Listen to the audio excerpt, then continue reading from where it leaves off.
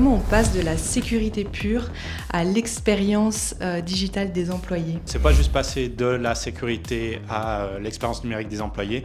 Il y a eu plusieurs choses entre deux. Principalement, c'est d'écouter ses clients, d'écouter ses prospects. Une chose qu'on a remarqué en parlant avec nos clients, avec nos prospects, c'est qu'ils nous disaient « Mais écoutez, nous on a tous les outils possibles, imaginables pour surveiller notre infrastructure. On a tous les outils de monitoring des serveurs, tout est vert. On a tous les outils de monitoring du réseau, tout est vert. Mais mes employés se plaignent toujours que ça ne marche pas. » C'était ce qu'on appelait l'effet pastèque. Vu de l'extérieur, tout est vert. Et puis quand on coupe et on regarde vraiment à l'intérieur comment ça se passe, tout est rouge. C'est un marché qui n'existait absolument pas. Personne ne parlait d'expérience des employés. Et on s'est dit, nous, on pense qu'il y a quelque chose. Donc on a pris notre bâton de pèlerin.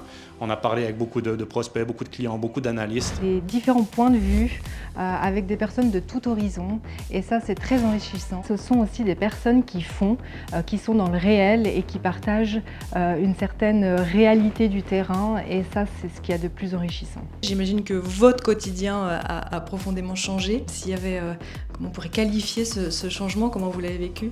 Au début, bien évidemment, j'ai implémenté le produit, etc. Maintenant, je m'occupe vraiment de l'expérience, le UX du produit. Donc pour moi, ça a évolué parce que c'était, j'ai envie de dire, beaucoup plus simple quand on était des 15 personnes autour d'une table dans une pièce pour prendre des décisions.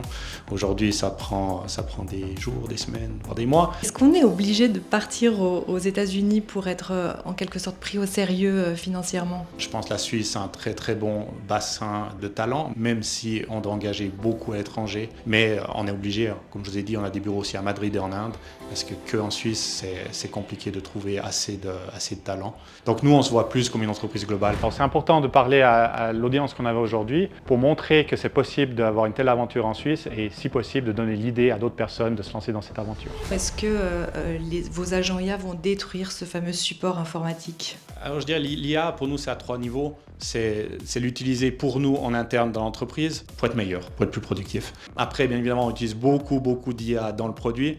Et dernière chose qui est l'IA pour Nexthink, c'est aussi l'IA que nos clients utilisent. Maintenant pour utiliser l'IA de manière efficace, c'est pas juste d'acheter des licences ChatGPT ou Copilot et juste les distribuer à tous les employés et puis dire oh c'est bon, on est AI native. C'est vraiment de bien comprendre quel problème on veut résoudre avec la technologie, avec le produit, avec l'IA, peu importe. Aller vraiment jusqu'au fond du problème. Après la solution, une fois qu'on connaît bien le problème, la solution, souvent, elle vient assez naturellement.